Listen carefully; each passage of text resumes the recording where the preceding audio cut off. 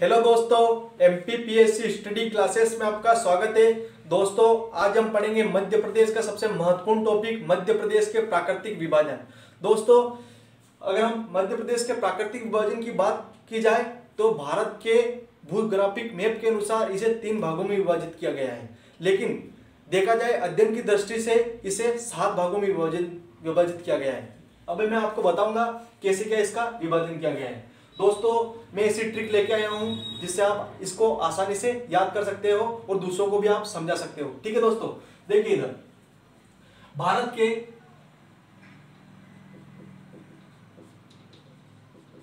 भूग्राफिक map के अनुसार बात की जाए, भारत के भूग्राफिक मैप के अनुसार इसे 3 भागों में विभाजित किया गया है दोस्तों। ठीक है दोस्तों, 3 भाग कौन कौन से हैं? वो 3 भाग है। पहला है मध्य की उच्च भूमि, मध्य की उच्च भूमि। ठीक है दोस्तों, दूसरा है पूर्वी उच्च भूमि,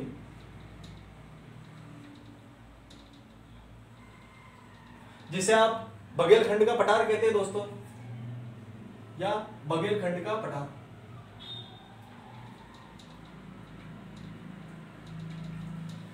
तीसरा वाला भाग है, तीसरा डिवीजन है इसका सतपुड़ा मैकाल श्रेणी।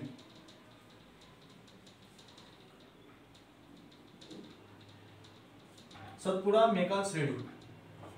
ठीक है दोस्तों, ये है 3 विभाजन। फर्स्ट कौन सा हो गया दोस्तों? मध्य की उच्च भूमि। दूसरा वाला भाग हो गया पूर्वी उच्च भूमि या बघेलखंड का पठार। तीसरा डिवीजन हो गया सतपुड़ा मैकाल श्रेणी। दोस्तों, अब हम बात करते हैं इसके मैप के दर्शाने की कोशिश करते हैं कौन सा विभाजन कहां है। ठीक है दोस्तों, इसको भी मिटा दो दोस्तों।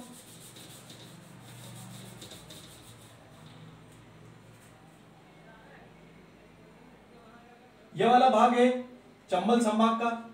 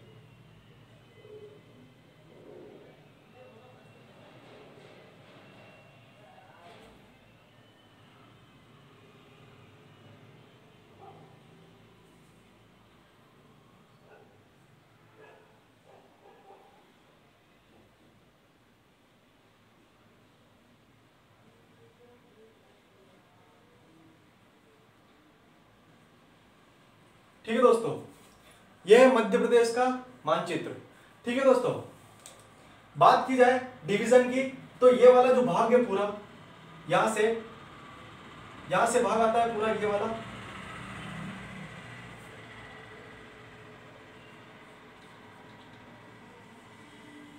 ये वाला भाग है मध्य की उच्च भूमि। ठीक है दोस्तों,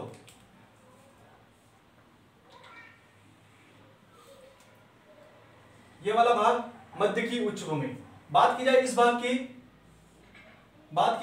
की तो यह वाला जो भाग है, ये वाला भाग है किसका? बघेलखंड का पठार या पूर्वी उच्च भूमि का। और नीचे वाला जो भाग आता है, ये वाला भाग बघेलखंड का पठार या पूर्वी उच्च भूमि। ठीक है दोस्तों, ये नीचे वाला जो भाग है, ये वाला भाग है जो जिस पर सतपुड़ा पर्वत श्रृंखला है पूरी। यहाँ पर राजपीपला, यहाँ महादेव श्रेणी और यहाँ पर मैकाल श्रेणी। ये वाला भाग है सतपुड़ा मैकाल श्रेणी। इसे अपन इस तरह दर्शा सकते हैं, ये वाला पर्वत है तो इसको इस प्रकार दर्शा सकते हो।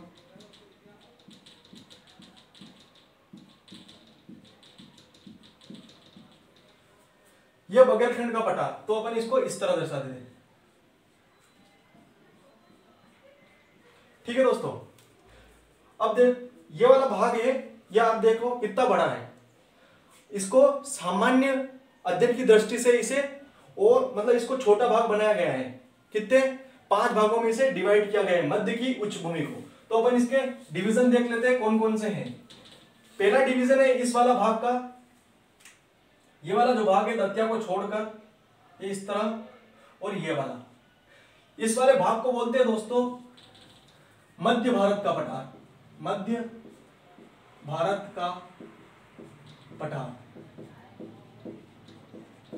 ये वाला भाग है मध्य भारत का पठार। इसे हम डॉट से दर्शा देते हैं।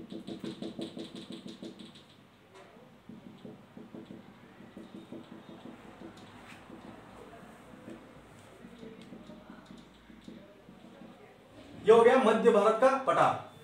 दोस्तों दूसरा डिवीजन है इसका, ये वाला,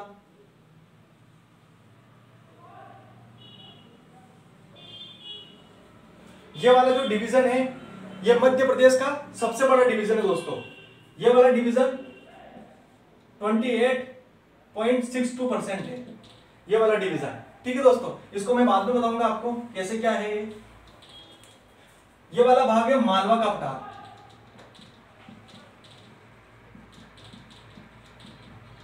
कौन सा डिवीजन हो गया है? मालवा का पठार।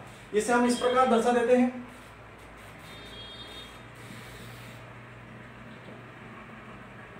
इस तरह हम इसको दर्शा देंगे, ये इस तरह। ठीक है दोस्तों, ये होगा कौन सा? मालवा का पठार। ये वाला जो भाग है, ये वाला भाग है बघेलखंड का पठार।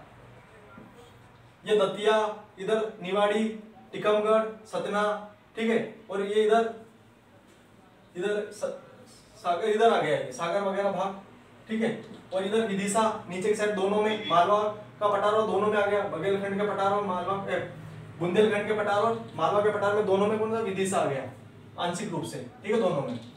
तो ये कौन सा भाग हुआ? बुंदेलखंड का पठार।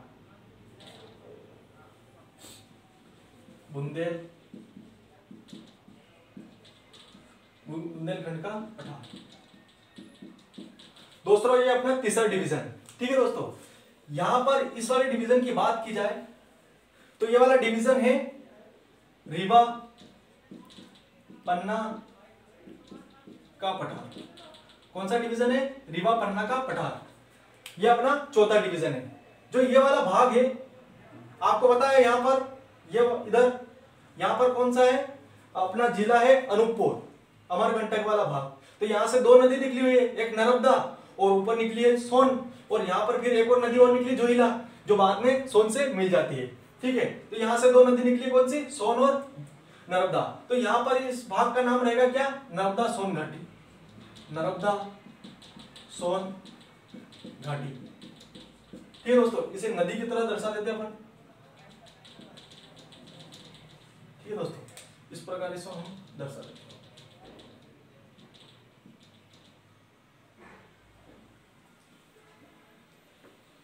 ये 3 डिवीजन, ये इसके 5 डिवीजन, और 2 ये बघेलखंड का पठार और सतपुड़ा मेकाल श्रेणी। अब कितना प्रतिशत का भाग है वो हम इसके बारे में अपन बताएंगे। अब देखो, जैसे कि मध्य भारत का पठार है तो इसका भाग है कितना? 10.7%। ठीक है दोस्तों, ये वाला भाग कितना है? मध्य भारत का पठार 10.7%। अब देखो, ये अगर बात की जाए मध्य की उच्च भूमि के डिवीजन के बारे में, तो आप देखो जो मध्य की उच्च भूमि था कितना बड़ा भाग था। एक आदमी अगर बोल दे किसी आदमी को कि आप इस कमरे की निगरानी रखो, ठीक है, एक कमरे की निगरानी रखे, हाँ उसकी निगरानी रख लेगा। अगर वो क्षेत्र विशेष की निगरानी रखे तो वो पॉसिबल नहीं है। तो ये देख लो, अगर अध्ययन है, मतलब अध्ययन करना ही है, तो इतने का अध्ययन कैसे कर पाएगा एक आदमी? ठीक है, तो इसको डिवीजन कर करके इसके बारे में अध्ययन किया। ठीक है दोस्तों, अगर बात की जाए बुंदेलखंड के पठार की, तो बुंदेलखंड के जो पठार का भाग है वो है 7.7%। कितना परसेंट है? 7.7%। अब मालवा का पठार जो सबसे बड़ा भाग है उसका परसेंटेज है 28.62%। कितना भाग है? 28.62%।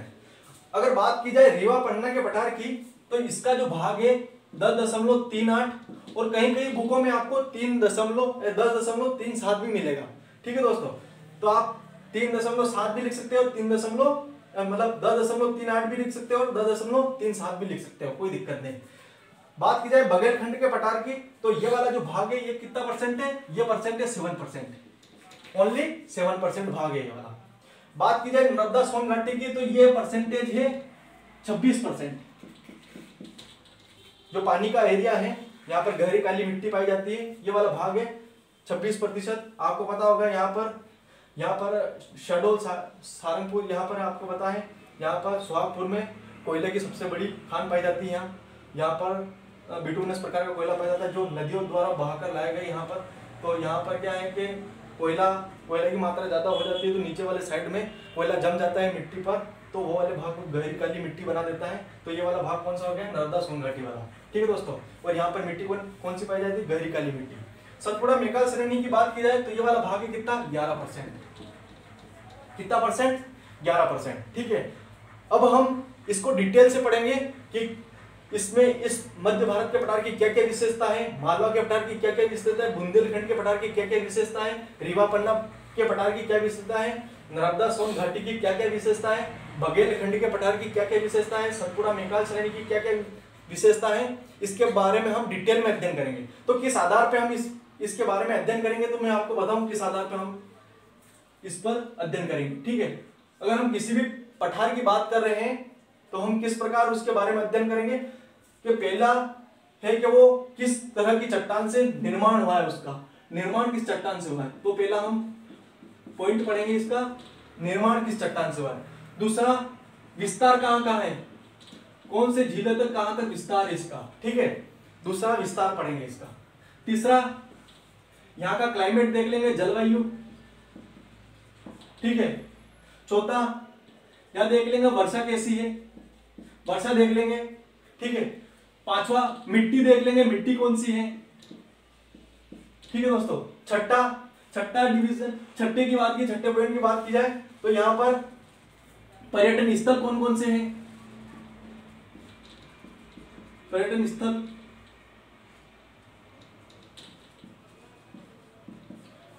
स्थल की बात कर लेंगे।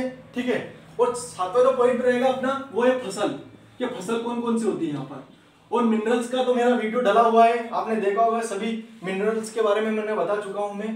तो इस आधार पे हम एक एक पठार का अध्ययन करेंगे कि निर्माण किस चट्टान से हुआ है, विस्तार कहाँ है, जलवायु कैसी है, वर्षा कैसी है, मिट्टी कौन सी है, और पर्यटन स्थल कौन कौन से है, और फसल कौन सी है। ठीक है दोस्तों मैंने इस तरह बताया कि जितना मेरे से प्रयास हुआ है मैंने वो आपको बताने का प्रयास किया है। दोस्तों वीडियो आपको अच्छा लगा हो तो प्लीज दिल से लाइक कीजिए, सब्सक्राइब कीजिए हमारे यूट्यूब चैनल, और फैलाइए उस वीडियो को, जितना हो सके आप फैलाने का कोशिश कीजिए। ठीक है दोस्तों, थैंक यू दोस्तों।